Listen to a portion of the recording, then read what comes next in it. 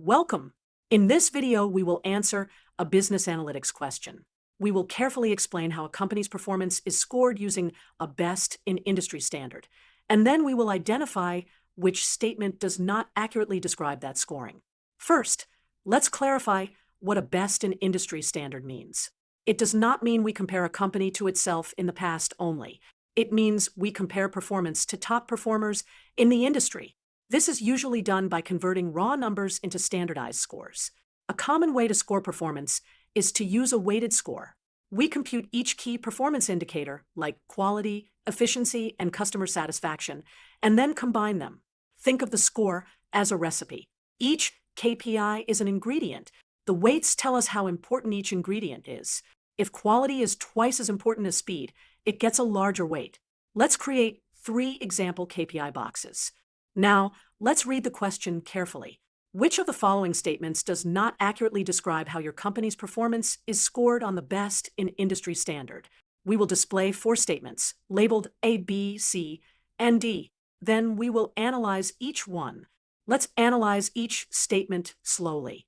Statement A says scores are based on standardized KPIs compared to top firms. That is accurate. Best in industry means we compare to the best performers and use standardized metrics. Statement B says weights reflect the relative importance of each KPI. That is also accurate.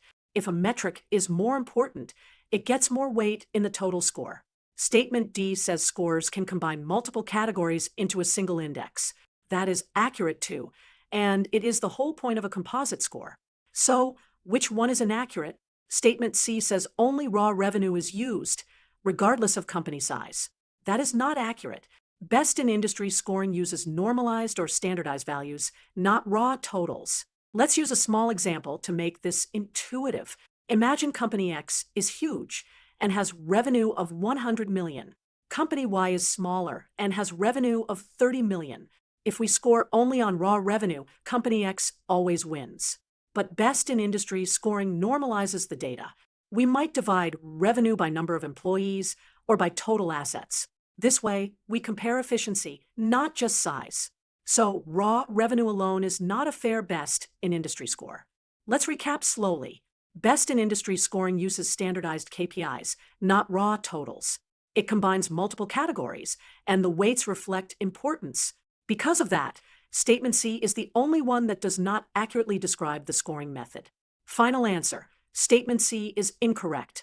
Thanks for watching, and remember, good performance scoring compares quality and efficiency, not just size.